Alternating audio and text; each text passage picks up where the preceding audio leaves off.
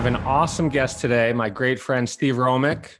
Steve is the managing partner at First Pacific Advisors, a money management firm based in LA that manages $24 billion. He's the portfolio manager at FPA Crescent Mutual Fund that has assets of $10 billion. He's a portfolio manager for Source Capital Closed-End Fund, which assets of $400 million. He's the portfolio manager for FPA Hawkeye Hedge Fund with assets of $350 million and a portfolio manager of the FPA Multi-Advisor Fund with assets of $400 million. So the bottom line here is he manages a ton of money. Steve has been the recipient of the Morningstar U.S. Allocation Fund of the Year Award in 2013. And in that same year, he was a nominee for the Morningstar Manager of the Decade. Steve, it's a true pleasure. Thanks for coming on the show today. Thank you. Thanks for having me, Randy. You're welcome. Let's start off by telling us what FPA is in your own words. FPA, First Pacific Advisors, is an LA-based asset management firm that is effectively a home for different portfolio managers of a like mind who really operate with this common tenet, which is an avoidance of losing capital. We're value investors. We want to invest with a margin of safety, and so we do it in different products across the firm, across the capital structure, whether it be debt or equity. It could be public markets and includes private credit as well. It's a little hard to believe, but we've known each other now for 17 years. We go back to 2003. I've always been interested in finance and investing. And as you know, I manage my own capital. I'm what I call a self-educated investor. I've been reading Business Week since I was 13. And back when we met, I was reading Forbes and Smart Money, which was the monthly magazine of the Wall Street Journal. Unfortunately, it's no longer in business, but that was my favorite. These and some of the other magazines always have a list of their top-rated mutual funds each year, which are sorted by type of the assets they manage. And as a starting point, before I bought any funds, I compared the lists against one another to see how many of them would come up several times. And I would read the reviews. I look at their Morningstar ratings. I only wanted a 4 or 5 star fund. This was my top-down funnel approach. And as part of this, I became an investor in FPA Crescent in 2000. And by then I had made a fair amount of money. I made a number of investments in mutual funds. And I wanted to meet the people who are managing my money in these mutual funds. It was and still is a little unusual for individuals to call up managers who manage multi-billion-dollar funds and say, I want to meet them. And I told one of my investment advisors, wealth managers in New York, that I want to do this. And he pretty much laughed, said, no one's going to respond to me, which, as you know, does nothing but light a fire in me when someone tells me that. So I started sending cold emails to my manager. Yeah, don't tell Randy Kaplan no. So I started sending cold emails with the subject line, hello from Aka, my co-founder. And in the email, I said I manage my own capital and would love to meet. It worked. Everyone responded. Of course, that other guy who's one of my best friends was wrong. And I got every meeting that I asked for. And I even had a well-known money manager fly out to see me. He stayed at my guest house for a night. You were on the list. And as part of my standing operating procedure, before I reach out, I always do my homework. I Googled you. And I saw you were on the board of Wilshire Boulevard Temple, where I'm a member. So before I did anything else, I asked our awesome rabbi, Steve Leader, about you. And he told me to send you an email. And I mentioned that he had suggested it. And thankfully, I appreciate this, Steve. You kept my record intact. I reached out, asked you to get together, and you said, let's do it. And here we are 17 years later. It's a long time, Randy. Jesus. We were young back then. All right, let's start out by talking about your childhood. I'd love to learn what you were like, what your parents would like, what kind of upbringing you had, and what kind of important lessons did your parents teach you and that remain with you to this day? I don't know that my parents, taught me any specific lesson that stage. My family's very close. I grew up, in Encino, in the San Fernando Valley, and I have a brother and a sister, and the 5 of us are all very close. So very close familial relationships, go crossways with everybody. Everybody's quite close. And I learned, to trust, my relationships, certainly, as I learned to trust my family members. And that's one thing that stayed with me. But in terms of what stayed with me is in terms of being an investor, there really isn't a lot. I think to some degree, it was just more my environment that caused me to take a certain path, as well as just the way I'm hardwired.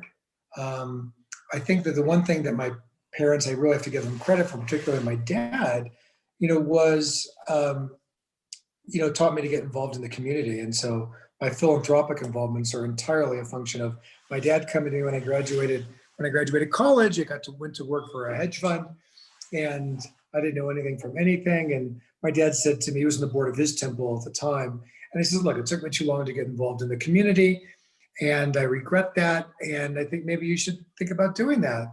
And so that was something that I decided to explore, and I got actively engaged in a local charity at that point in time called Vista Del Mar, and I've not looked back since. I'm involved in numerous organizations domestically and one significant one in Israel, and that's a very, very important part of my life. And I really did that up to my parents and my dad in particular, as I said.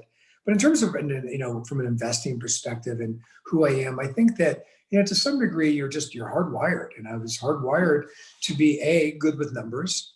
I was hardwired to operate, fairly logically. I was hardwired to, for whatever reason, to hate losing money.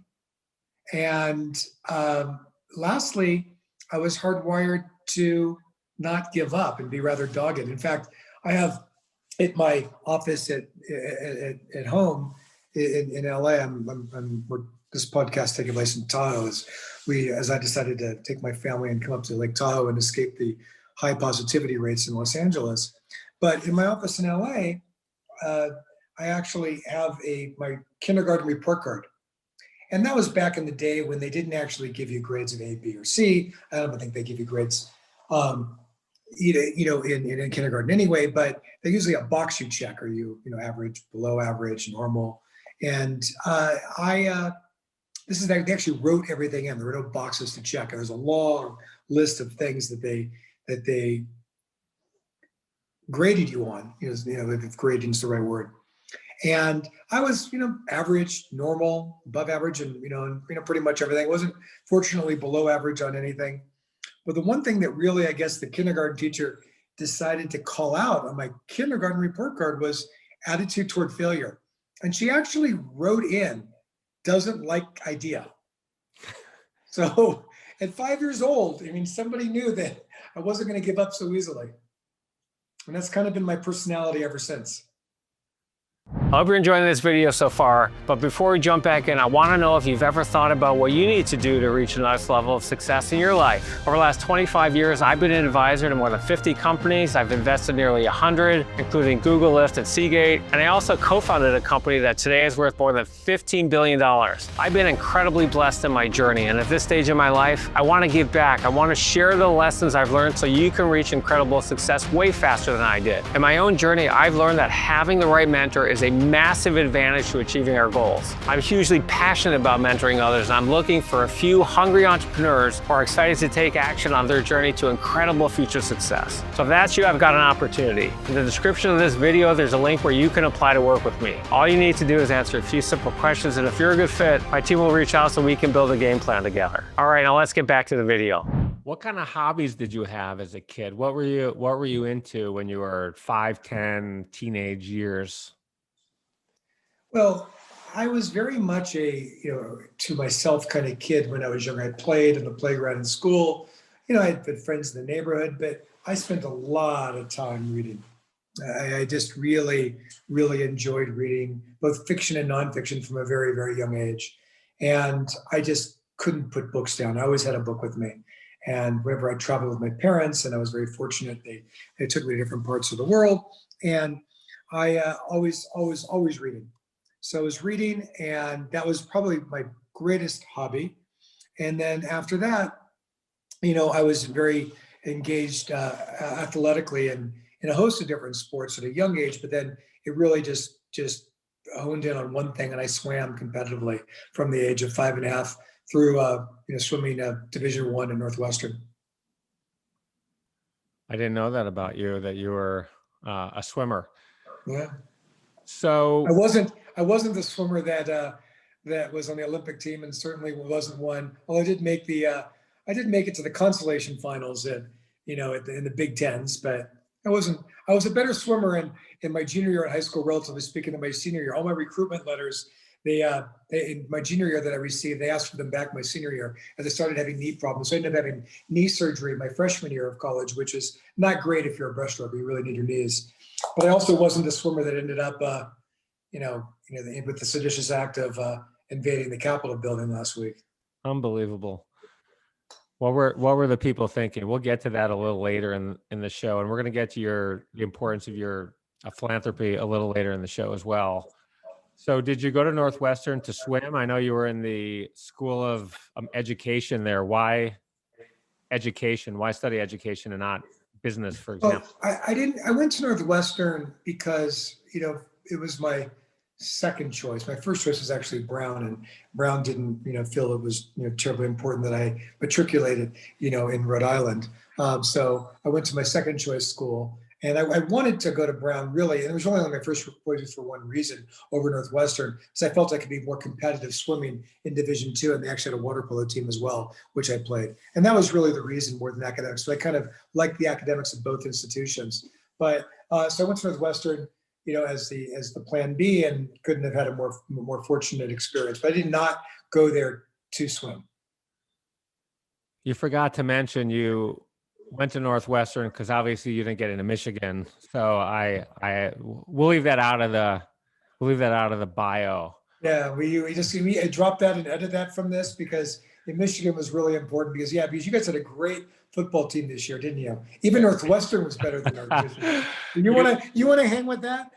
Go with it. Well, thankfully we're on to basketball. When I turned on the game against high-rated Wisconsin the other day, we were up by I think 40 points at the middle of the second quarter. So I'm on a basketball already, thankfully. So we'll see how we do there. It's nice. I guess there's an investing lesson in this, which is, I guess you could say, just leave your losers behind. Cut bait. You're already moving on. Right. Well done, Mr. Kaplan. Yeah. There is a lesson there, but there are some really stupid people that, of course, who may have a loser and they're hoping to come back. So, good companies prevail over time, and you go with the horse that got you there. And it's all about having good managers that can execute. Back to the business world.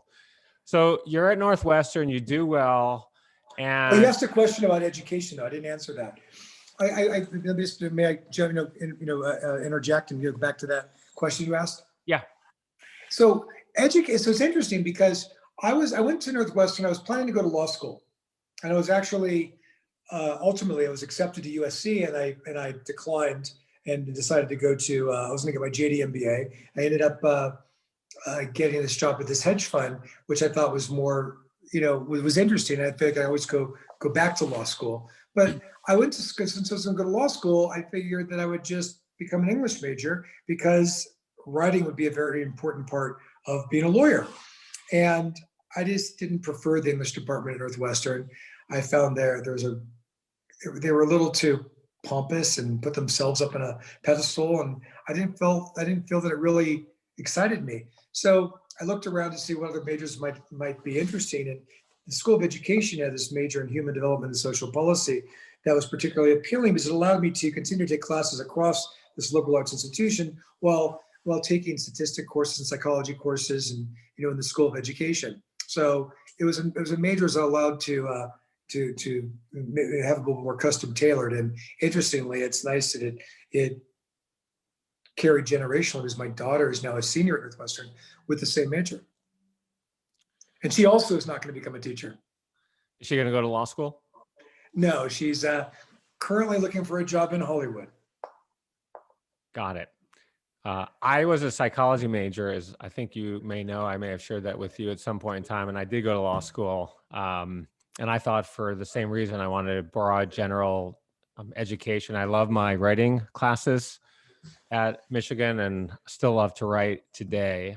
And I think it's really important if you become a good writer. I know you spend a lot of time writing your quarterly and yearly reports for your funds. How long do those take, by the way? So for those people who don't know what we're talking about, or what I'm talking about, or what I'm mentioning, when you run a mutual fund or investment fund, you have to write reports every quarter and each year to the shareholders, explaining how the fund did and what you've done, and whether you're up or you're down, and the things that you like. And don't like and your perspective on the outlook. Your reports are excellent. They're thorough. How long do those things take to write? I mean, they are long and they are detailed. Well, the semi-annual reports are longer, and semi-annual and annual are longer, more detailed. They're a little bit briefer in the off quarters, the March and September quarters, and they take days to write. I mean, days. I mean, I go through multiple iterations. They're usually much longer at the beginning. I keep editing them down, and so they end up being more concise. And I think it's important since people have been trusting enough to allow myself and my partners to manage capital on their behalf, that we deliver the information that explains why we did or didn't do well, either absolutely or relatively, and to continue to drive home the point as to what our process is and why it is and why we think it makes sense over time, and to always go back to these touchstones that are the evergreen parts of our philosophy. And I think it's really very important to deliver this information to them so they can make the most informed decision, and B, I think that we end up as a result with a more educated client base, which I think they will invest more with us or liquidate their position when they have with us for hopefully the right reasons. So the Crescent Fund, for example, is managing around $10 billion today. And how many shareholders are in the fund? I don't actually even know the answer to that question. Thousands? Thousands Many and thousands, yes. Thousands. So I like to read, and I read your reports. And the reason I don't know the answer to that question is it's held in omnibus accounts at some firms, and so we don't get a look through if it's held through Schwab or held for Fidelity. We don't get always a clear picture. And there's also is some people like myself. I mean, I've got multiple accounts, right? I've got my wife's our joint account. My wife has a separate account with us. I've got my IRA in there. My wife's got her IRA in there. I've got 401k money in there. I mean, so it's one client though. One of the things I notice among nearly all of my friends and 99% of the people I know, maybe it's 99.999% of people I know, they have mutual funds. They really don't know what they do. They don't know the manager's name. And certainly most of them don't read the reports. I think if you're in the business and you have a interest in the fund, what can you do to encourage people to learn more? If you own a fund, people should really know and learn about their money. They work their entire lives to save money. A lot of them put a good majority of their money, the vast majority, in funds like this. I think it's important to know what you own. What can you do? What can we do to get people to learn more about their money and where it's placed? Well, I would start with appreciating who each person is. Some people just not who they are to really understand how to go and allocate their capital. So those people shouldn't invest in a mutual fund or in a partnership, or they should do no direct investing themselves. They need to find an investment advisor who allocate their capital for them. And that advisor needs to educate them. And that individual needs to understand who they are as people and their own psychology, and make sure that advisor can connect with them on that basis, because we all are different. We all have different tolerance for risk. And it's not just a function of how much wealth somebody has. I know very, very wealthy people who have no tolerance for risk, and people who are very, very wealthy who just want to keep betting more. And the same is true for people who aren't as wealthy. They want to keep betting. And then and people who don't have as much and who don't want to bet at all. It's not about how much you have. It's about what your predilections are. And I think to understand who you are as an investor, first and foremost, is where you have to begin before you take the journey of investing your own capital, before you decide to invest it yourself, before you decide to have somebody else invest it for you. I think that's very good advice. And I encourage all my friends. I like you, I know a lot of people who have a little bit of money who are just starting their careers. What should I do? And I always encourage them, find, if you don't know and you're not going to read the reports yourself, and you're not going to really do your due diligence, as you said, find somebody who you trust, who's experienced and who can help you guide you through and teach you. So you graduate Northwestern, you mentioned a hedge fund. What is a hedge fund and how did you end up at Kaplan, Nathan? The the firm will, I call it a hedge fund. It's really an investment partnership. They're really, for the most part, long only. I ended up there because James Nathan was a friend of my father's, and he was looking to have somebody work with him to help him invest his portfolio. And he was a well-known investor, very smart. I mean, a terrific investor over many years, had proven it with great returns over many years, and he wanted somebody he could teach. Now, when I was at Northwestern, I had the ability to have an internship, and I went to work for a company that he took control of at the time, RB Furniture, and he was, became president, and I went to work for him as an intern and did a number of projects, for him to help him understand what kind of, the different stores, be a mystery shopper in stores, understand what kind of credit programs they should provide for their customers, and and I just did whatever they asked, and I learned, this is back in 1983, I guess it was, or 84, I think it was 83. It's 83, and I mean, I learned to use VisiCalc at the time, and I learned to use, on a computer, and I learned to use the right code for DBase, and I really took to it because I liked the structure, that it had, and he liked the way, I guess, apparently I worked, for him, and he offered me a job to come work for his partnership, and so I moved back to LA, took a job without even knowing how much I might make, and I went into his office, and he had a desk set up there that didn't match his desk. It was shoved right up against his desk. And for the next couple of years, like this was 1985 to 1990. I worked, directly, for him. I, sat there and got on, picked up the phone when he picked up the phone, when he was talking to a company. So he talked to these companies, the CEOs, the CFOs, and we learned about these different businesses. And I learned about these businesses, with somebody right there guiding me, so I could just, be a fly on the wall. It was fantastic. And then I ended up in fairly short order in Laguna Beach. We took a drive down there, and he liked having me alone because I would drive him. He would just read the whole time. And I drove his car down there with him in it, and go down to take him to have tea with this guy who was, wearing these odd pajama bottoms at the Ritz Hotel. And this guy with the pajama bottoms was no other than Sir John Templeton. And I didn't have an internet that I could go and look up, his name at the time. And I got to meet people like that. And there's a host of others, a long list I was able to spend time with. I have an internship program now for almost 20 years, and I've hired directly 4 people from the program. And then I've referred another now 80 plus to the first jobs, where if I call someone like you and I say, I have this amazing kid, he did a great job, she did a great job, you need to meet them, 99% of people will take the meeting, even if they're not hiring. And we all know that even if you're not hiring, you are hiring for that special person. You can tell that person or not, but I think it's really cool. You obviously did a great job for him, and I think it's really cool. What a good break for you to be side by side with someone like that. I think it's odd and unusual to find such a great opportunity right out of school.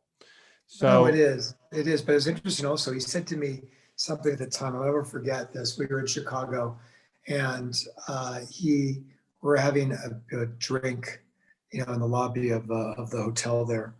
And he said to me, he said, quote, "I'm tired of unlearning MBAs," end quote. And what he wanted was somebody who didn't come with preconceived notions, somebody, who he could train, and he wouldn't have to, fight through, somebody, was thinking about security market lines and efficient market theory, et cetera. it's interesting. For the first 12 years of my program, we only hired MBAs, and I found out I found for the most part they had egos. They really didn't want to do the grunt work. I'm entrepreneur, as you know, and there's a lot of grunt work involved in being one and building a company. And I finally thought, they just didn't want to do the work. And I had a intern named Payam Salahi who begged me for a job. I didn't want to do it. I did it. He was fantastic. The guy worked his tail off. And at that point on, I only hired the undergrads for a similar reason. They're willing to do whatever you need. They have very good work habits and ethics, and we haven't looked back. I appreciate you doing that. I think it's great. And I have a wonderful member of my team who I did take out of college, but you really need somebody, it takes a lot of time to train people from the ground up. I'm more candidly partial to, I don't need somebody to have an MBA. I'm more partial to somebody who's coming at me with some level of experience already. It makes it much easier. And I just don't have the time to spend and bring up too many people in that regard, unfortunately, because I think it's a great way to give back and help people. And I do, as I said, have one terrific person who came to me that way, who's on my team today. But by and large, I want people who know how to model, who have a good understanding of business. I mean, there's lots of learning to be done. Hopefully, this business is quite experiential and you become better at it over time. But there's certainly no guarantee of that. But we look for these common characteristics for success with these individuals who are applying. But somebody from high college, it would be the very unusual person, and to be able to make that entrance into our firm, which doesn't have a clear training program. For us, we're building a company, as you know, called Sandy. We've cataloged 94 categories of information for every beach in the world. More than 50,000 beaches in 212 countries. It's really for people, our program is for people who want to learn how to be a entrepreneur like you. There's 1,000 ways to be one. They learn my way. And I like them raw.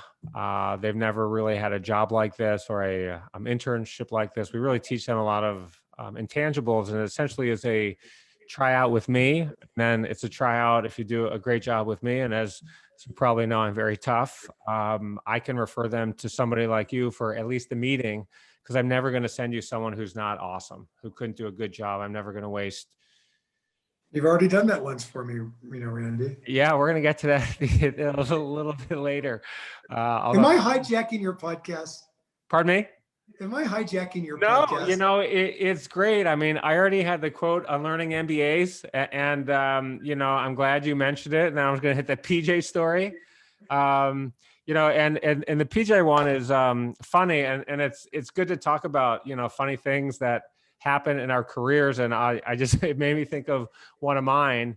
I had left Akamai and I was in Boston.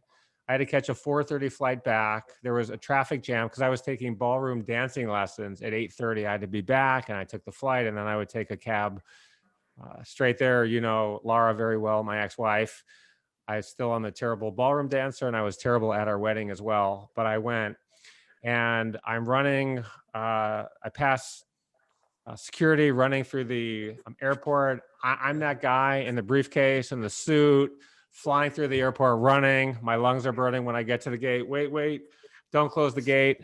And I'm the last one on. I'm huffing and puffing, sweat dripping. And Eli Broad's sitting in the first seat, my old boss, in first class.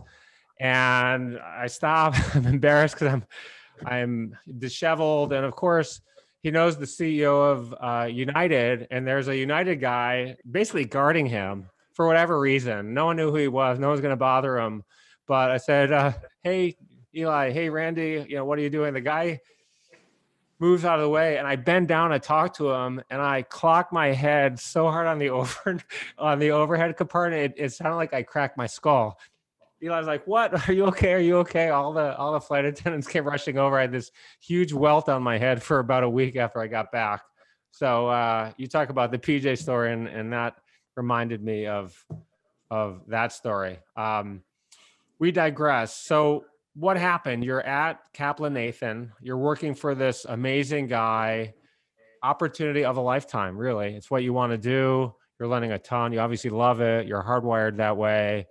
So how long did you last, and what was it like? I mean, you've explained what you did every day, but were you learning continually? And then how long did you stay there? And then what came next? I was there for 5 years, 5.5 years, started my own firm. And when I started my own firm, 27 and a half, I became a consultant to him still. So I still work for him for another 5.5 years or so.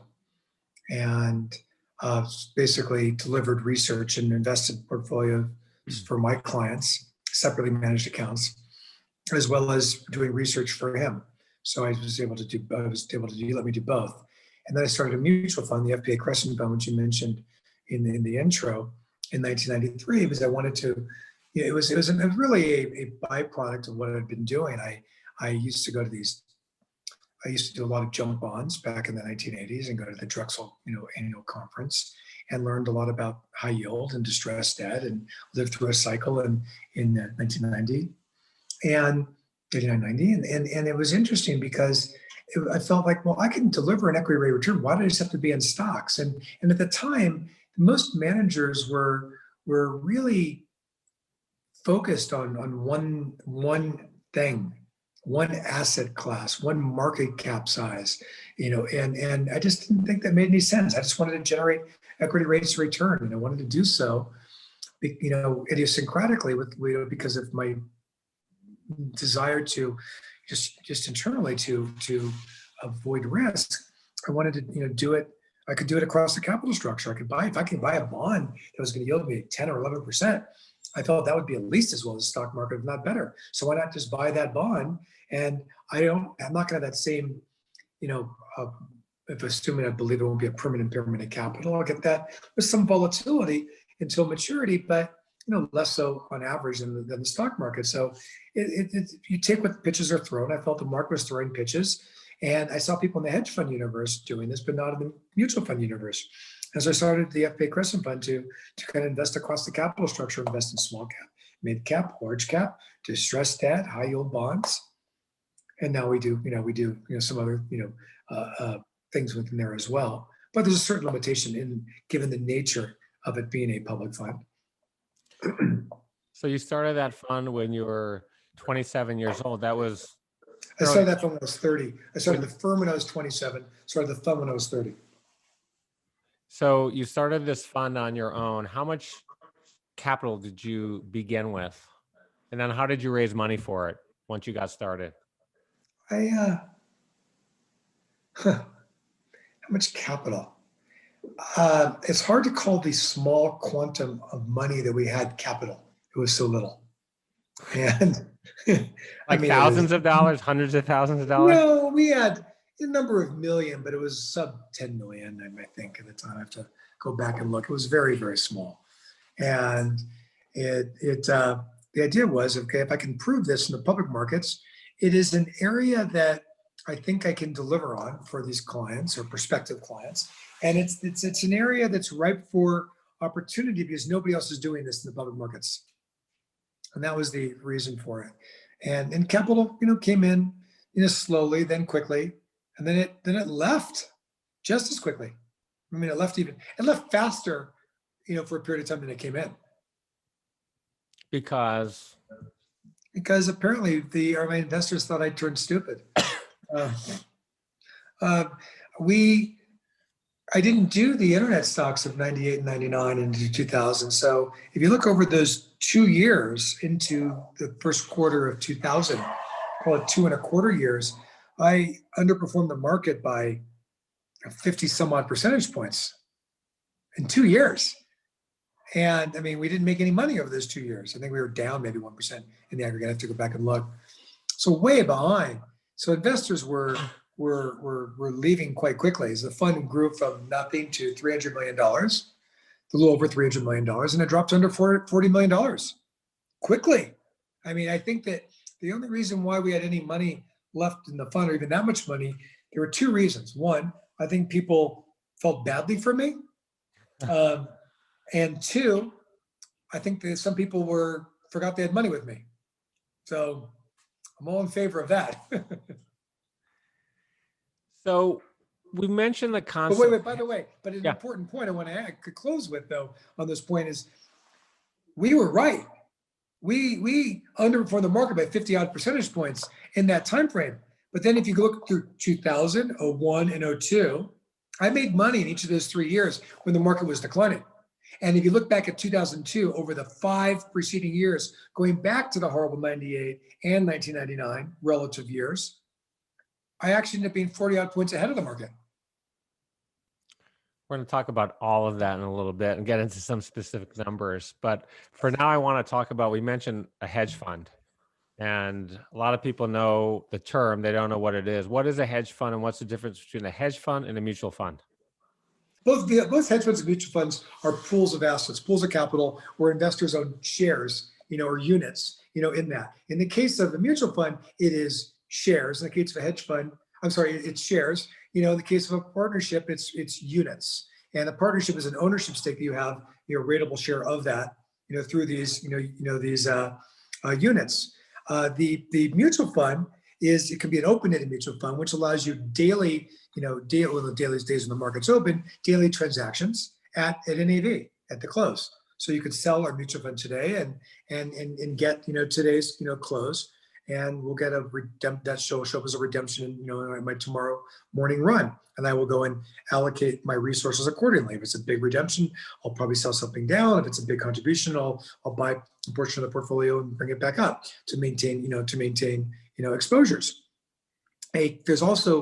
There's different kinds of mutual funds. There's also closed-end funds. Closed-end fund is a fixed number of shares. Open-ended fund is open-ended because the shares go up or down. Somebody can come in tomorrow and buy shares and sell them the next day. So the shares count's always moving around. A closed-end fund is a fixed amount of shares. It trades on an exchange, and you raise a few $100 million, and then you invest that capital for those people, and those shares that they own, they have to go and trade on, say, the New York Stock Exchange. The Source Capital Fund you mentioned earlier is such a fund, so that can trade at a premium or a discount based upon what how desirous it is people of owning it in the marketplace. And now, of course, we have ETFs and as well, and there's certain advantages clearly to that as well. And in investment partnerships, typically, what you gain in a mutual fund is liquidity, which you don't get in a partnership. And partnership you're referring to? Partnership is, I'm using partnership and hedge funds interchangeably. Yep. And I shouldn't. Hedge fund by definition really is a fund that goes both long, is usually in partnership form. They do have them in public mutual fund form, but usually in partnership form, where it's an LLC or an LP. And you end up owning stocks long, making a bet and assumption they're going to increase over time, and then also selling stock short, borrowing the shares, selling those shares with the hopes of replacing them in the future at a lower price. When the name hedge fund was created, it was really supposed to be an uncorrelated partnership investment fund that was not correlated to the market in general. But I think it's a misnomer today. I think a lot of hedge funds do the same thing as mutual funds, but the fees they're just long-only managers, and they just charge a higher fee. Yes, you're right. So you've been running Crescent for a very long time at this point. And well, you were running it for a few years, and then how did you get to First Pacific Advisors, and why did you move, and who's Bob Rodriguez? Well, I ran this mutual fund, and I realized over time that it was somewhat problematic to really you want to spend your time managing the money, spending time speaking to companies, and you didn't really want to spend the time, I didn't, managing the business. And there's a lot to do in managing the business. Writing the letters, I didn't mind doing. Having to supervise the back office, accounting, client relations, making sure you're compliant from an SEC perspective, takes a lot of time, a lot of supervision. And also then our returns were good. I also had to spend time on the road marketing.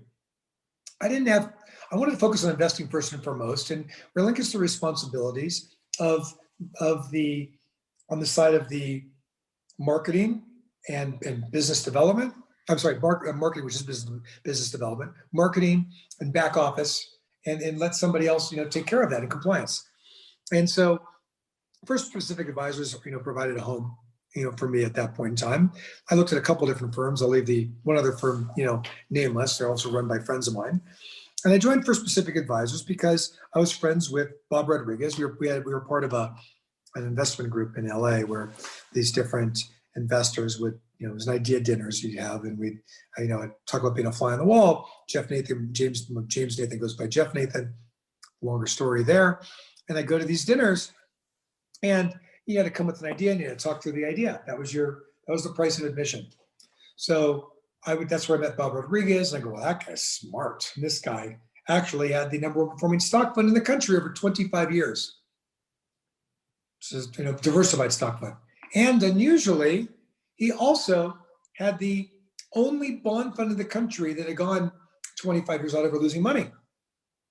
So there's nobody else out there I've ever met that ran a stock fund and a bond fund, let alone excelled at the top of class in both, where he's one of the only, if not the only, managers ever to receive the Morningstar Mutual Fund Manager of the Year award for 2 different asset classes.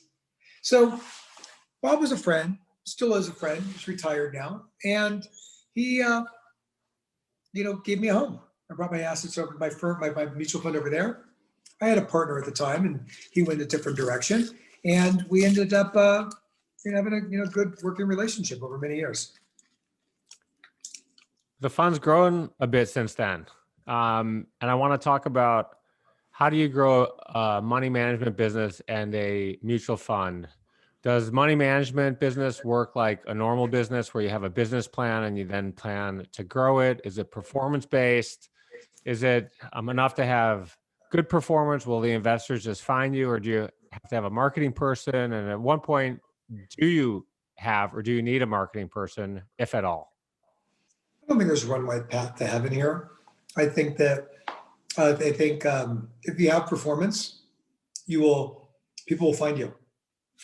They will. People find good performance. They hear about it from their neighbors. Now, you won't necessarily be the biggest person in the world, but you certainly will. If you do a good job, you'll have capital and you'll make a good living. If you want to go in and manage a lot of money, you need somebody to be out there marketing for you, telling your story. My goal is never to manage a lot of money. I mean, I ended up managing a lot of money. It was incidental it was a byproduct of process and philosophy that led to good performance numbers that people ended up becoming my partners, friends, investors. I hope you're enjoying this video so far, but before we jump back in, I want to know if you've ever thought about what you need to do to reach the next level of success in your life. Over the last 25 years, I've been an advisor to more than 50 companies. I've invested nearly 100, including Google, Lyft, and Seagate, and I also co-founded a company that today is worth more than $15 billion. I've been incredibly blessed in my journey, and at this stage in my life, I want to give back. I want to share the lessons I've learned so you can reach incredible success way faster than I did. In my own journey, I've learned that having the right mentor is a massive advantage to achieving our goals. I'm hugely passionate about mentoring others, and I'm looking for a few hungry entrepreneurs who are excited to take action on their journey to incredible future success. So if that's you, I've got an opportunity. In the description of this video, there's a link where you can apply to work with me. All you need to do is answer a few simple questions, and if you're a good fit, my team will reach out so we can build a game plan together. All right, now let's get back to the video. You obviously wanted to make a good living. You're a professional, you're intelligent, you're building a business, but money was never the number one priority for you. Never. The money is very good. What are the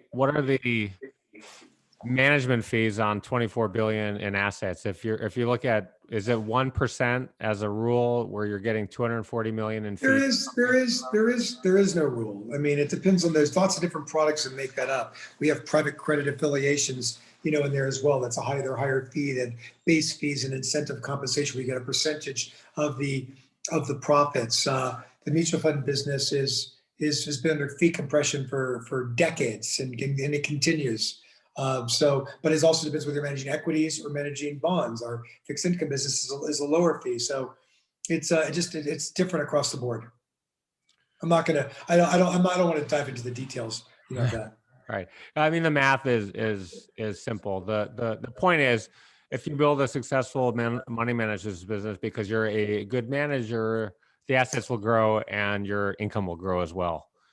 Yeah, but I want to be careful because I think you called it a business. Very few asset managers are genuinely businesses. I'm not sure we can even give ourselves that credit for to have that moniker. A business is something that can be replicated and translate and transition generationally. It is very hard for an asset manager to do so.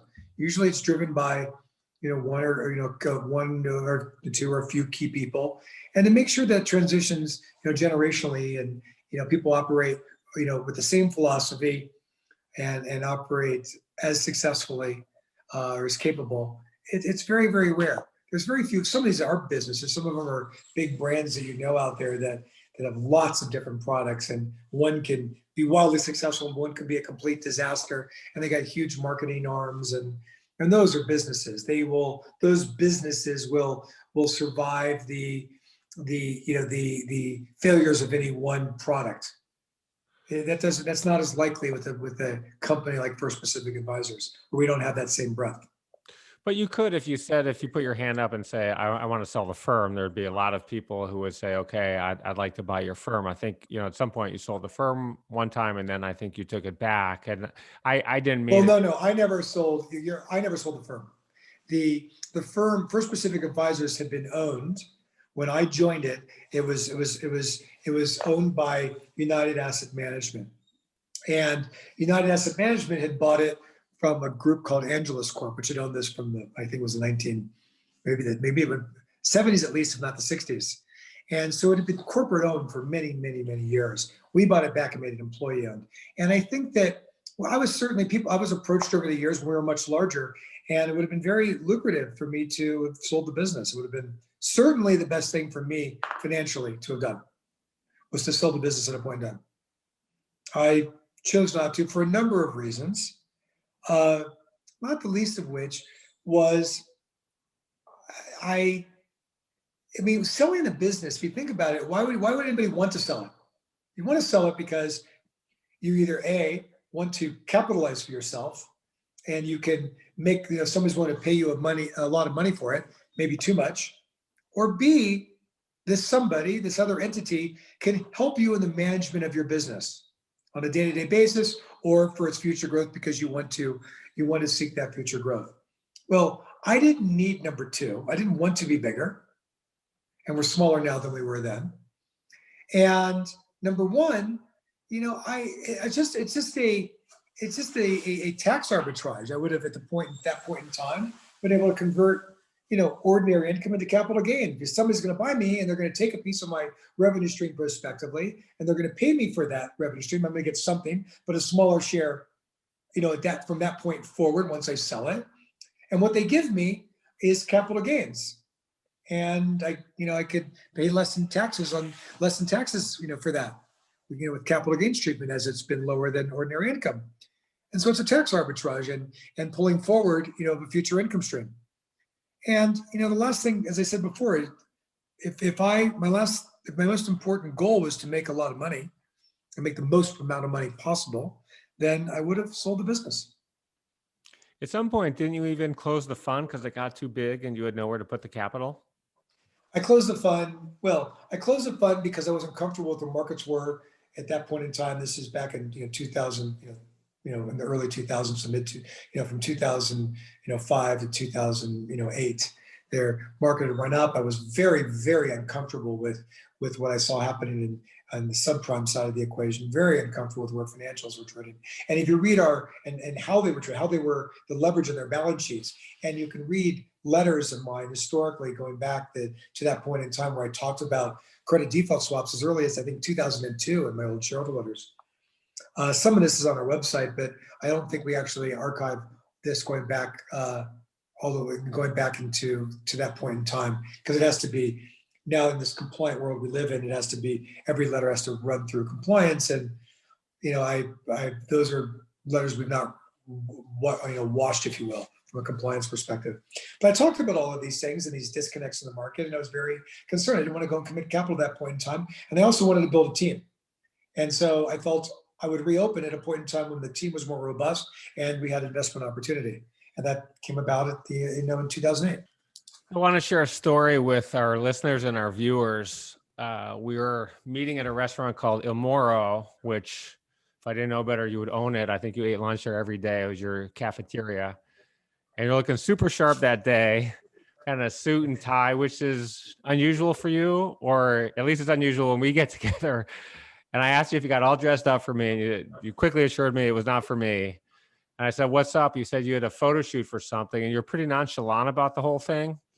It was sort of like someone was making you get dressed up for something. And I'm not a big fan of non-answers, as you know, so I pushed you a little bit on this. And so why the suit and tie? And you said you'd been nominated for Morningstar Manager of the Decade. And I said, wow, holy shit, seriously? And you said, you shrugged and said, took you like a millisecond to respond. And I don't know if you remember what you said, but it was very quick. You said, it's only a matter of time before I look like a fucking idiot again. That stuck with me.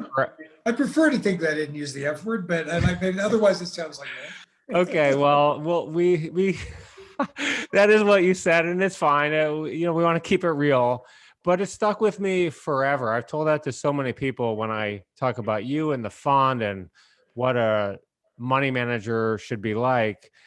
I'm in the VC business for a lot of what I do, and our model is very unusual. We invest in 10 companies, 8 will go to zero. That means, you have a total loss of capital, and then 1 may make some money. And then you hope 1 makes up the return for the whole fund on a weighted average basis. But what's the message there with what you said?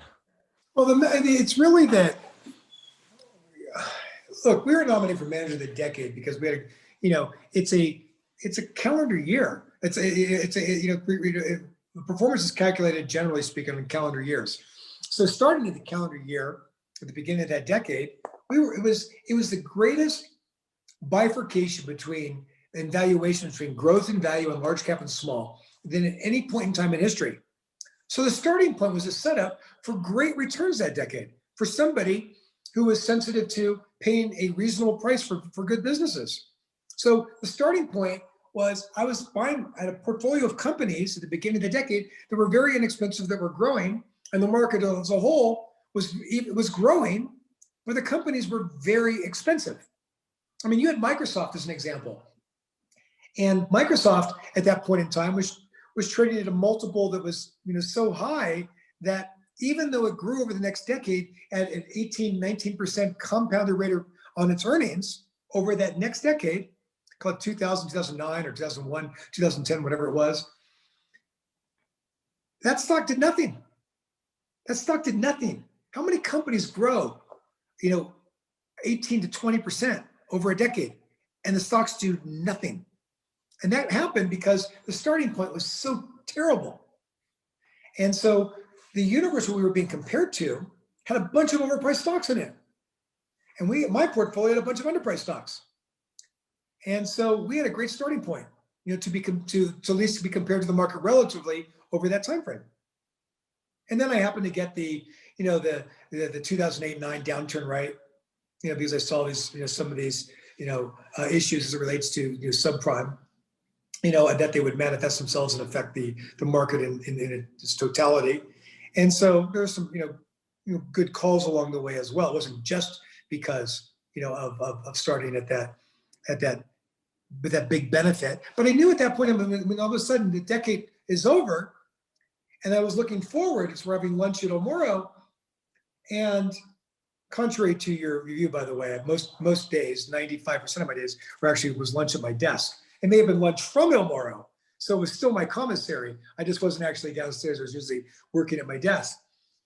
But as I looked forward in 2010, there wasn't that bifurcation in the market that I had in the decade prior. So I wasn't set up for that same level of success going forward. I could see that already. Now, what I didn't realize was that people would pay stupid prices for companies, which is what we see happening today. There is just a wanton disregard for what these businesses, are likely to earn over time. Or if not a wanton disregard for what they're likely to earn, a gross misunderstanding of what they're likely to earn. Or, and they think they can earn this, but there's really nothing to support that. You mentioned your performance against the market. And again, I want to keep things simple. When you talk about the market, you're talking about the S&P 500, I think, all other things being equal. And I think there aren't a lot of people who actually know what it means when you talk about the market was up or down. So what is the S&P 500? Why does it matter? And then I'm not talking about the S&P 500. I'm talking about really the MSCI Hawkeye, which is an index of global stocks. So it's just an index. It's a benchmark to compare yourself to of stocks that are both domestic and foreign.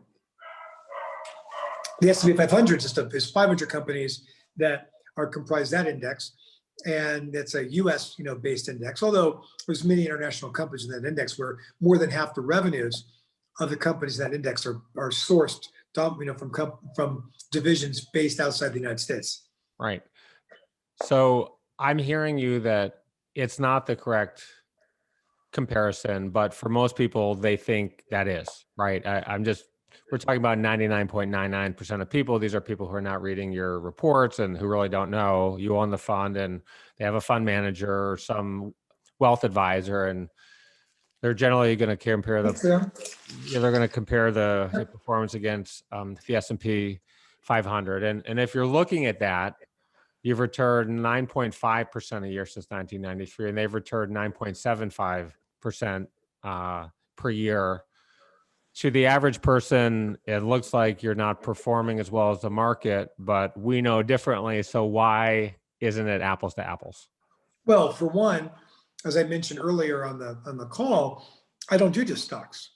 There's three significant differences that will drive that difference. One is we do debt in there as well.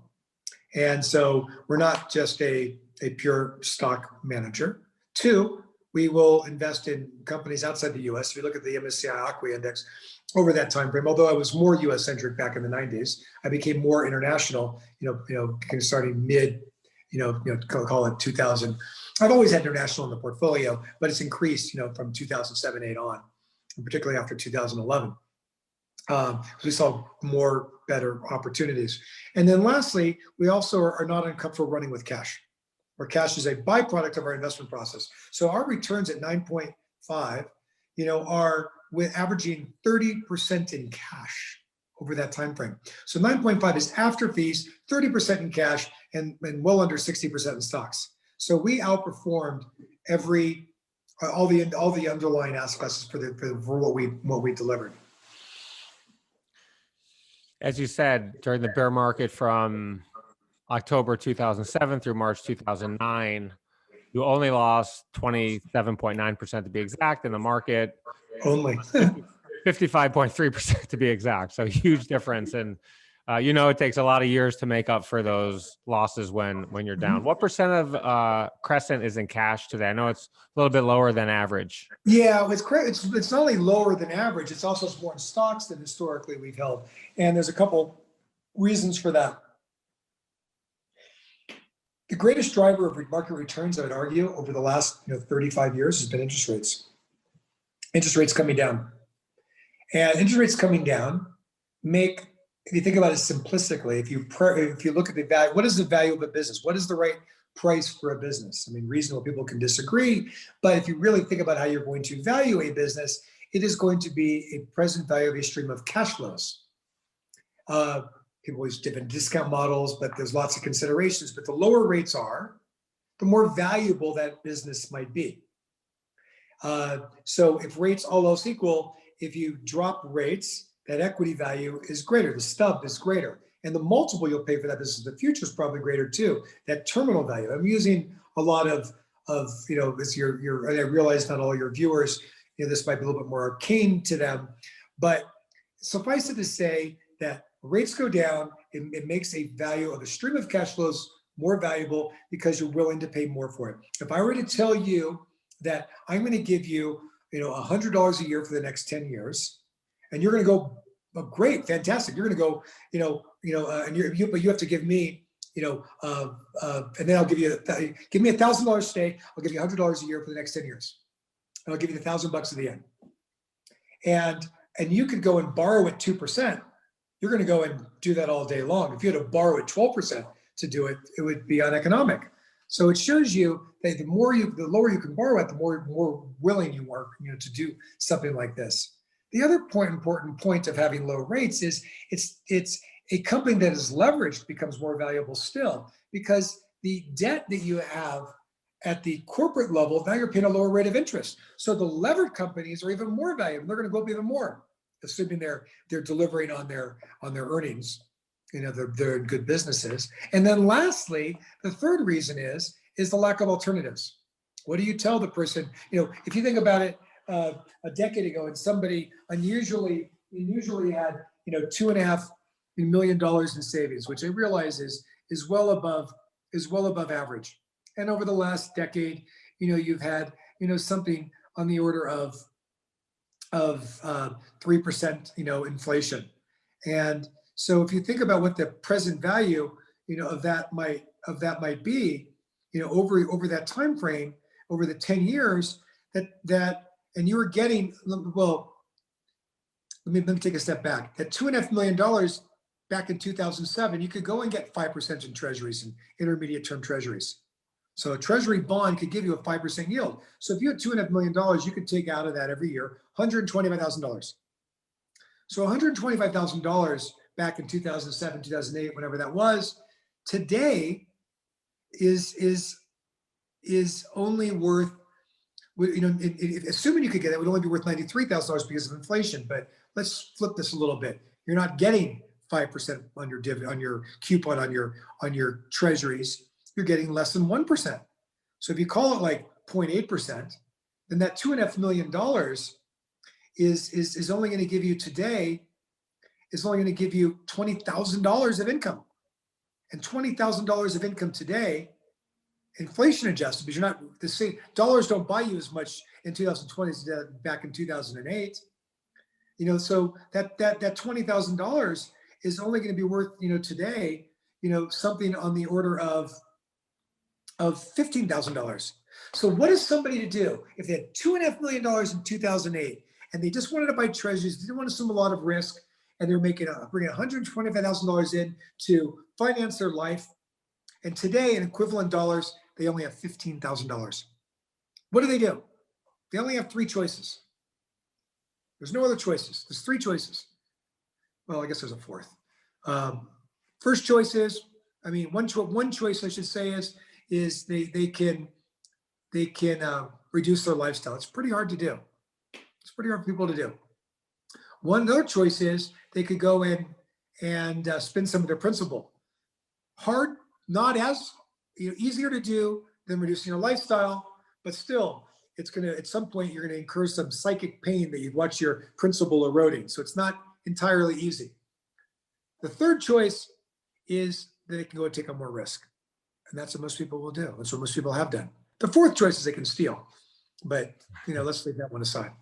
Yeah, no, we're not recommending so most people have taken on more risk, Randy, and that's what we've seen. So it's been risk on in the market, not just because rates are low, because a value of an equity is worth more today, than present value, more today because of those low rates, but also because, it's worth more because people are just willing to pay more for them because they have such little alternatives. And so the reason that we are more invested today than we've been in the past is there's a lack of alternative, out there that we see in high yield. So we end up with more inequities. And then we're so concerned with the way the governments are spending money so wantonly that we really, are concerned about what value cash might have for us in the future. Cash could be trash. And whatever you leave in cash is going to get eroded every year by the rate of inflation because you're not earning that. I'm going to borrow that one. Cash could be trash. That's I'm going to put that on the podcast advertisement at some point. I have to think about how we're going to do that, but I like that. Cash could be trash. Let's talk about something a little more simple, active versus passive investing. This is one of the most hotly and frequently debated topics in the investment world. I've read something like less than 5 people in the world have beaten the S&P over the last 30 years. I think Warren Buffett has won. I don't know who the other 4 would be. You're right, neck and neck there. But if no one can beat the index over the long term, why not just index all of your money on a tax adjusted basis, it's even harder to do. Right. I think that it's a great argument. Most people can't and don't. I mean, we've been very fortunate. We've outperformed even in the last 10 years, which is more of a growth environment. Our underlying equities have outperformed the market. And so we've delivered on the underlying equities. We have not delivered on the total portfolio versus the stock market, because we've been sitting with a lot in cash. But our return on invested capital has been quite good, and been better than the market over long time frames, even more recent in the last decade. Every good idea gets taken to extremes. I mean, at a point, there's a lot of, so much money chases this thesis that, well, it's low cost. Most people can't outperform the market, so let's just go buy the market. And that's a great idea until one day it isn't. Why might it not be at some point in time? And I'm not saying that point in time is today. I don't know when that point in time might be, because we now have more than 40% of the world of the US is indexed. I can't remember the exact number. I saw it cross the 40% threshold a couple of years ago. I don't know where exactly we are today. But at some point, you lose price discovery. The active managers are really going to excel, because so many companies will be left out in the cold. And the index funds are great momentum vehicles, because they end up owning the index, and the indexers are capitalization weighted, which means the bigger companies have a greater weight in the index. And so the bigger companies get bigger because they're doing well, and they start doing well, so they attract more money. So the stocks go up further and they become a bigger weight in the index. That makes the index funds do better still. So more money flows into the index, which then goes and buys that same stock and pushes it up higher still. And it becomes this virtuous circle. And at a point in time, that just doesn't play anymore. And I'm not smart to figure out when that might be. So we believe that we can continue to add value as we have in the past, and we'll continue to believe we'll be able to add that value in the future. But at some point in time, there will be hell to pay, particularly in those businesses that are get very, very crowded, where there's too many indices, too many index funds that own the shares. I think there's a risk. Personally, I think there's a risk with Tesla joining the S&P 500 and trading in the stratosphere. They don't have a lot of room for error there. If something happens to Tesla, I think the index is at very high risk. But yeah, so I don't agree here, Andy, because I think if you took out high, I would agree. I think you could substitute Tesla a lot of other names and throw them into that mix. But Tesla's weight in the index is like I think it's like 1.7%, something like that. I can go turn my machine on and look it up. So let's just say it drops by 75%. I mean, that you can quantify what that risk to the index is. So I don't think that it's it certainly will make the index more volatile. But there's lots of companies like that in the index that have stratospheric valuations, where people are assuming an economics to that business as to how many cars they'll sell, in the future, that their solar is going to have X value, their batteries will have Y value, and they're going to be the ecosystem for all that is EV, electric vehicles. I mean, some of that may come to pass, all of that may come to pass, none of it may come to pass. And so it's too hard. I put that in the bucket as too hard. But you're right, it does create greater volatility in the index, but that is just an exemplar of other companies in the index as well. And many of those companies trade at very, very high valuations. Let's talk about your investment process now. Where do the ideas come from? Do you look at what other good managers are doing and for ideas? And once you've identified the prospects, then what do you do? How much time do you put into the due diligence? You mentioned when you were with Jeff, you would go to CEOs and you would meet with them. What's the whole process on a step-by-step basis? Every company, every investment's a little bit different. Ideas can come from lots of places. It can come from other managers, people we have conversations with. It can come from letters we read from other managers for their own quarterly commentaries, where they talk about positions that they hold. It can come from filings, where we see a manager we respect has filed on something. It could come from an interview in various magazines. It could come from screens that we run. It could come from industries that we find that are out of favor, that we just look for the best companies in those industries, and so it comes from lots of different places. And so there isn't one place that we source ideas from. Once we get the idea, we mobilize and begin to do the work on it, and ask ourselves and or our team. We do it together with our team. We say, let's underwrite this company, and let's try and understand what the prospects for this business are over time, and the industry in which that business operates. How might they be disintermediated? How might they be successful? So we really want to own those businesses that really have secular growth. They don't have to be wildly growing. They don't have to be growing at 30% a year, but they have to be businesses we think are going to be, still be that business 10 years from now, possibly earning more money than they do today. So if you looked at Sears in 2000, we couldn't look at Sears. It looked like it was a value trap, because it all this hidden value investing to us simply means investing with a margin of safety, trying to avoid losing money, buying an asset at a discount. And in the case of historic, value investors, really the protection for that margin of safety really was from the balance sheet, owning that business with, the protection of the balance sheet. You could have a lot of book value there. It could be something of inventory or receivables or something like that. It could be real estate they own, et cetera.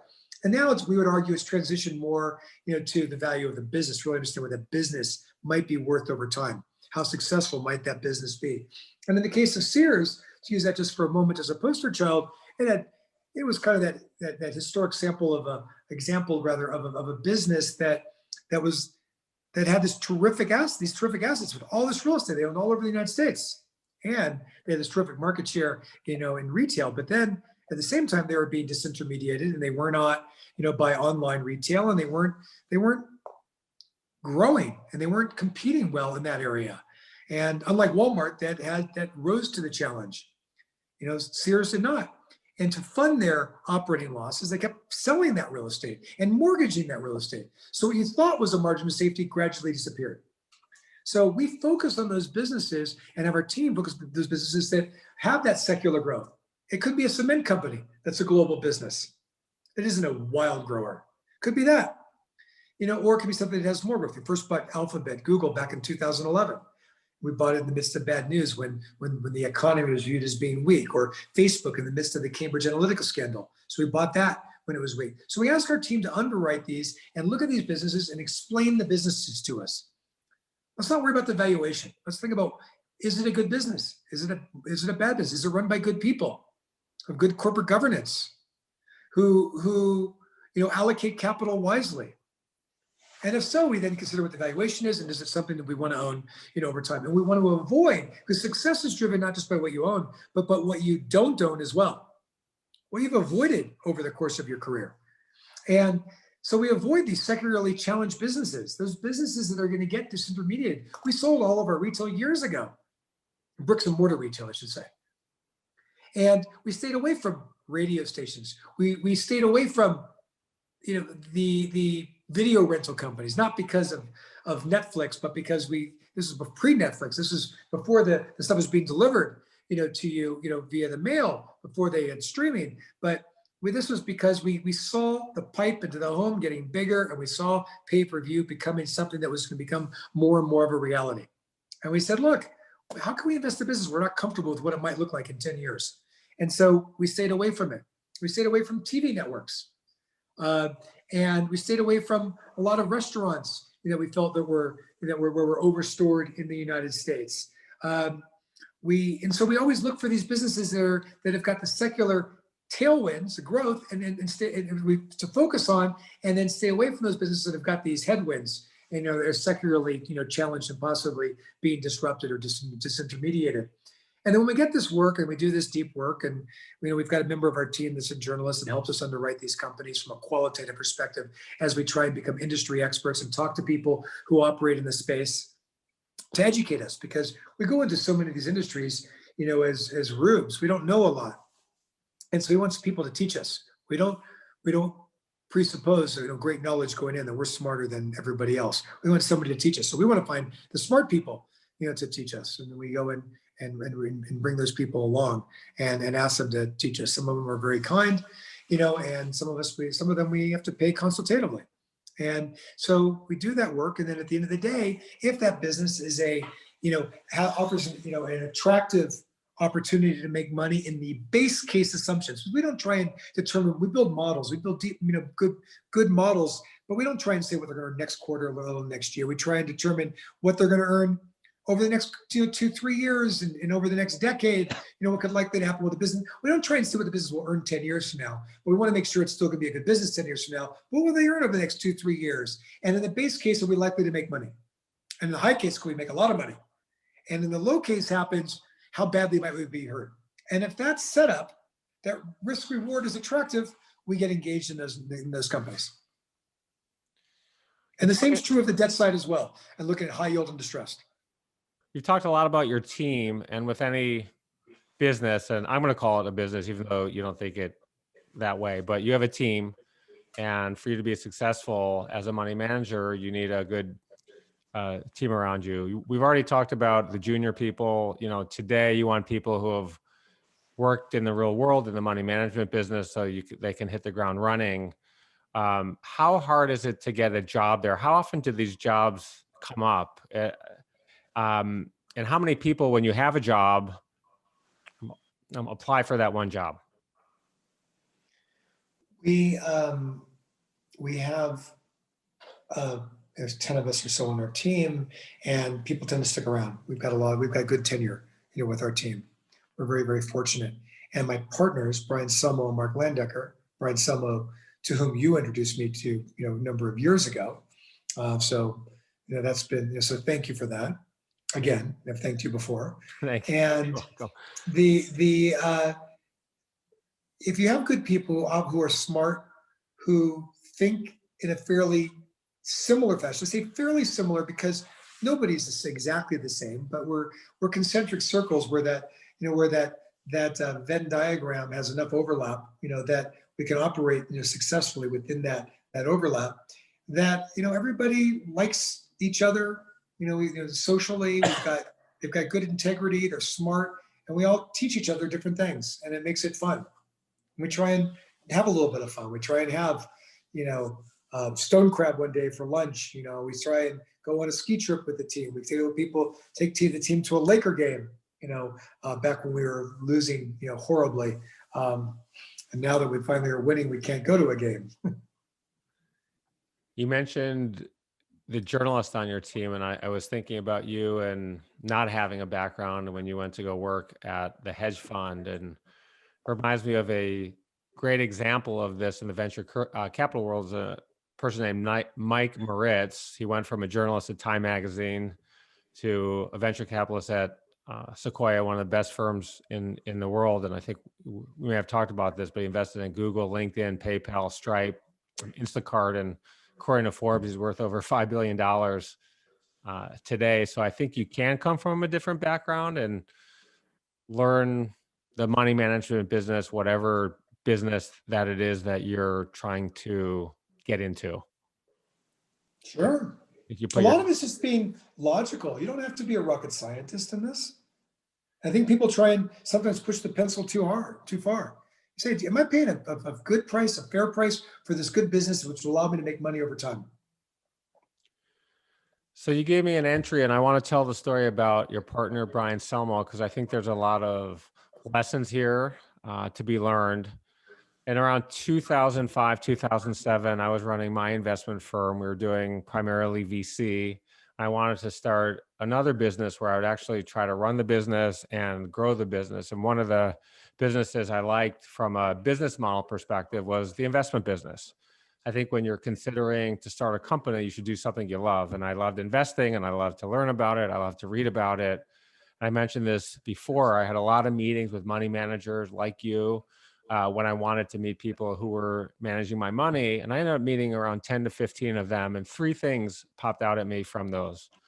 First, many of the people, as you said, who were doing the investing, many of the people who were doing the investing didn't have the best social skills. Many of them were introverted. Some were a little awkward, not exactly the kind of outgoing personalities that are best suited to raising capital.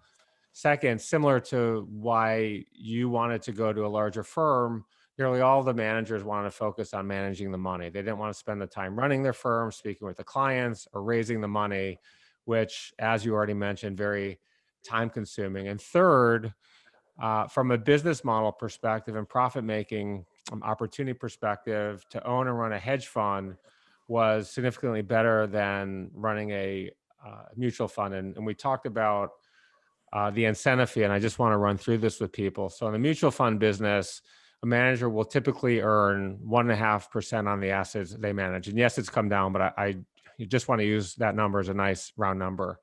So if a fund is running $1 billion in size, the fund generates revenues of $15 million per year. The hedge fund model works very differently. Instead of one fee, there are two fees. The first is a management fee. Instead of 1%, is typically 2%. And it also gets a second fee of 20% of the money it makes each year. So that's called a carried interest, which is really just a fancy name for the performance fee. So if you use the same example, if a hedge fund has $1 billion, is managing $1 billion and it collects 2%, that's a $20 million management fee. Then if it gets a performance fee of 20% of the gain as well. So if the fund has $1 billion that it's managing, it gains 10% a year, the total gains $100 million. The managers get 20% of that number, which is another 20 million. So when you compare the two, Well, not exactly. You got to take out the you have to take out the basic out of that calculation. So it would be 20% of 80 million. Okay, 20% of the 80 million. So it's making 36 million as opposed to 15 million for managing the same amount of money. The point is, it's a superior model from a business perspective. So for me, I thought there was a good fit here, right? I love the investing business, wanted to grow a company. I think I have good social skills. I'm good with people. I like meeting people. I like to cold call people, and I love the model. If the performance is good, which is the key, you could make a lot of money. So the result of all this was I want to create a new hedge fund to join or partner with a junior person at a senior firm looking to create a new fund. I would run the business and the marketing, and they would handle all of the money management. So here's what I did. I put word out to my friends in the hedge fund world. I contacted institutional trading firms. These are the firms that place trades for the hedge funds. The people that worked at these firms knew all the newer funds and the smaller funds, and they also knew people at the larger firms who were thinking about leaving their own firm. But for this to work for me, I needed a few things. First, I needed to find a manager who had a track record of at least 3 years. Experienced investors required this, and if they didn't have a good track record, I would not be able to raise money. Second, I needed to find the right personality fit. Just because it's a good fit from a skill set perspective doesn't mean you're going to be good partners. And I talked to around 30 people that year who generally fit the profile, and I met with around 10 of them. And in late 2007, I met Brian Selmo. And at that time, Brian was 26 or 27 years old, and he was managing a $250 million hedge fund. From a product perspective, it was a good fit with my investments, which similarly were value oriented. And from a performance perspective, he was doing phenomenal. His fund was up 41 of the previous 44 months, and his net return was in the mid-teens, even after these huge fees, the 2% and 20% fees. He was interested in only managing the money and didn't want a part of the marketing. He had a partner in the fund, a very large money management firm that ran $4 billion in total. Brian owned 50%, they owned 50%, and they had given $80 million to seed his fund. And they did all the marketing. So they raised 100% of the money. And I got to know Brian very well over a few months. I really liked him.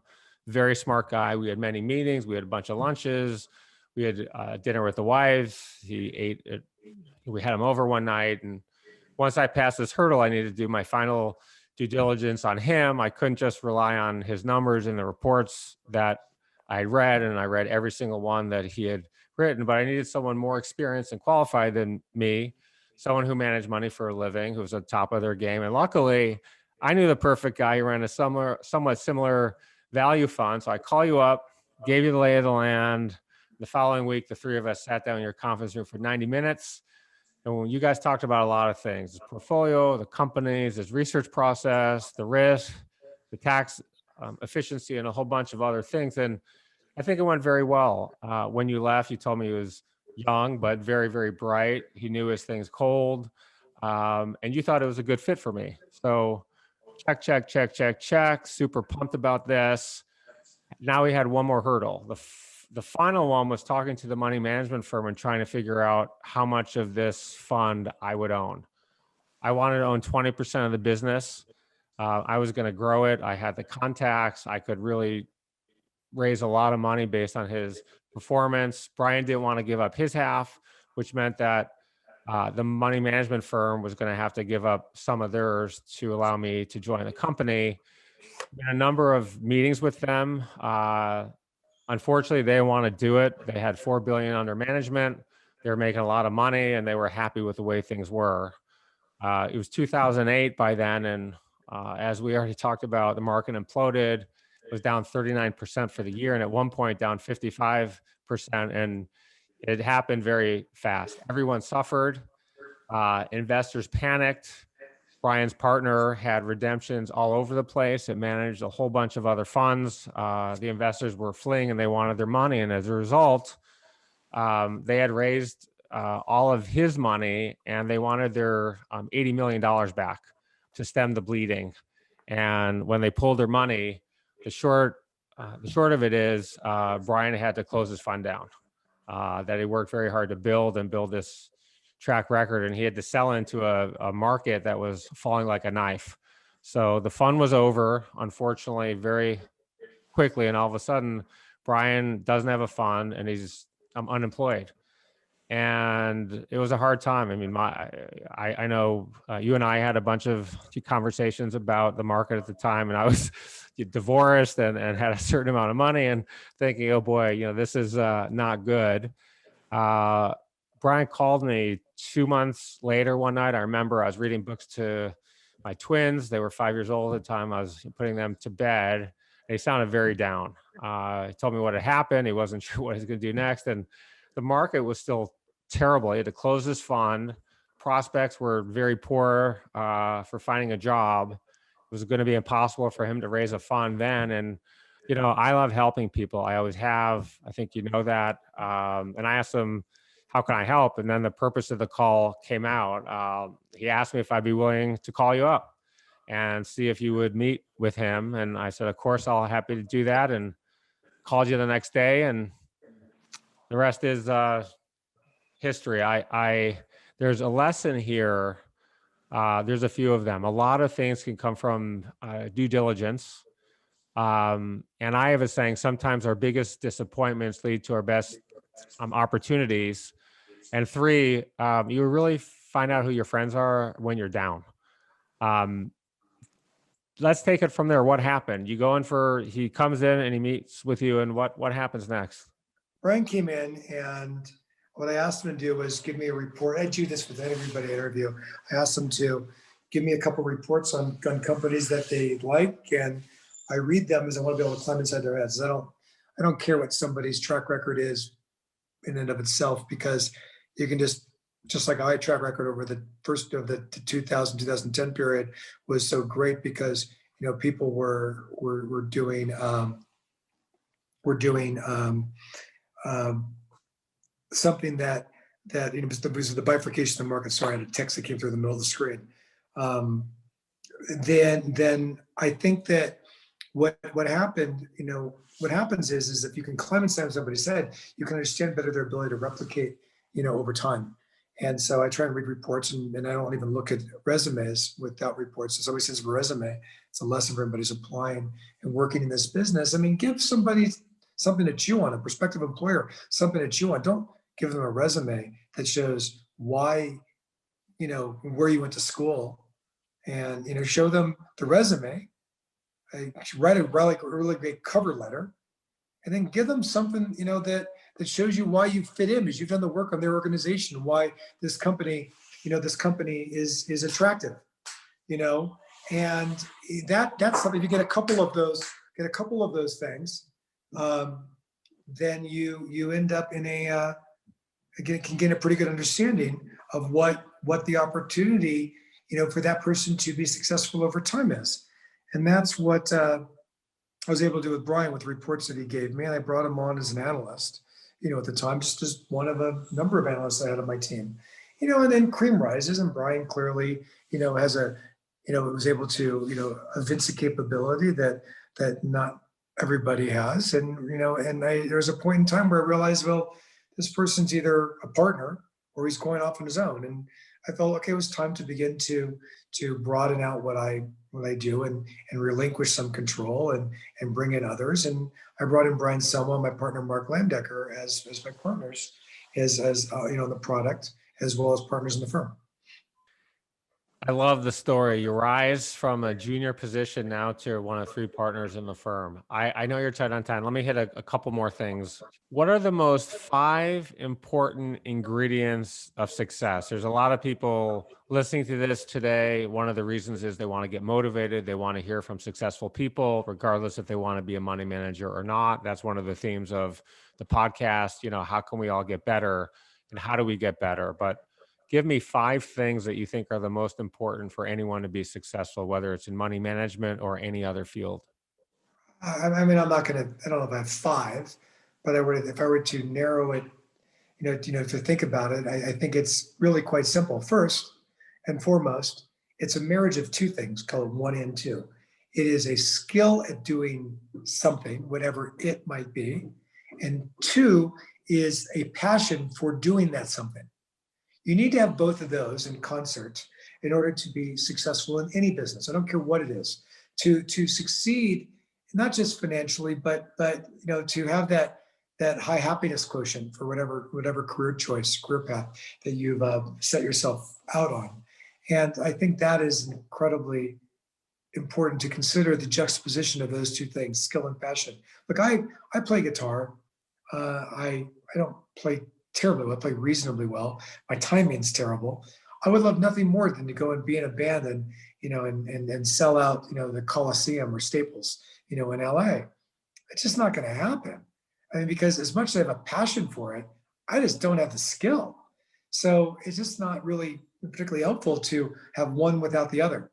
And if you have the skill without the passion, you're not going to go in and invest your time in it to allow yourself to be successful. If you don't have the passion, you're not going to be happy. So those are the 2 most important things, is the skill and passion, and marrying the 2. And everything else falls from there. Continuing education, working at it, and all of that. And there's so many more things you say, but those 2 rise, above everything else. You have the shoes to be a rock star, don't you? Only because you saw me at lunch one day and pointed out that I had terrible taste in tennis shoes, and why am I wearing whatever I'm wearing when I could own these great, classic Air Jordans and these unique Air Jordans that are few of a kind. And you showed me your shoes and your sartorial expertise that you really tried to push on me like a pusher. And you were right, and I now have a few pairs of those. I'm wearing, today, a special occasion makes me feel good, my SB Dunk 711s. So you can check out those bad boys on StockX later when you're on StockX every night like I am. What do you want to leave us with today? What final thought, if you have any, for everyone who's going to be listening today? Is there something I didn't cover that I should have covered that you just want to share with everybody? Nothing particularly, jumps out. I think this has been a, very, far-ranging discussion. I think if it's somebody who's curious about investing, I think it's important, as you pointed out earlier, to highlight the importance of reading somebody's shareholder letters.